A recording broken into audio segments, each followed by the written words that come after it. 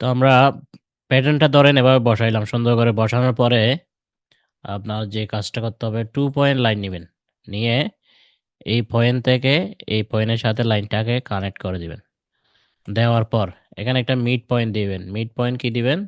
ধরেন আমি একটা স্প্লিট পয়েন্ট দিলাম। রাইট ক্লিক করলাম, এবার মিড নিলাম। মিড নিয়ে এই লাইনের উপর ক্লিক করব। তাহলে এই স্প্লিট পয়েন্টটা এই লাইনের মিডলে নিয়ে নিল। এরপর আমরা কি করব? এখান থেকে একটা 2 পয়েন্ট লাইন নিয়ে রাইট ক্লিক করে এই ভার্টিক্যাল একটা ক্লিক করে দিলাম। এরপর কি করব? এরপর হচ্ছে আমরা ভেরিফাইতে যাব।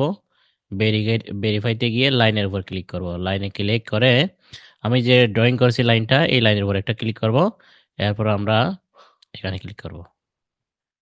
লাইনে ক্লিক, এরপর বাহিরে ক্লিক করলাম। তো প্রথম আবার দেখাচ্ছি, আমরা লাইনে ক্লিক করব। লাইনের টুলসটা নিব। থেকে ভেরিফাই থেকে লাইনের টুলস, লাইন ফল। প্রথমে আপনি লাইনে ক্লিক করবেন একটা। এরপর আপনার এই বাহির সাইডে একটা ক্লিক করবেন। এই বাহির সাইডে একটা ক্লিক করবেন, এর সাথে এড হয়ে যাবে। ঠিক আছে? এরপর এটা আপনি ছুটাবেন কিভাবে? ছুটানোর জন্য আনফোল্ডে যাবেন। আনফোল্ডে গিয়ে এই আনফোল্ডে ক্লিক করে ফিচের উপর ক্লিক করে আনফোল্ড হয়ে যাবে। ঠিক আছে?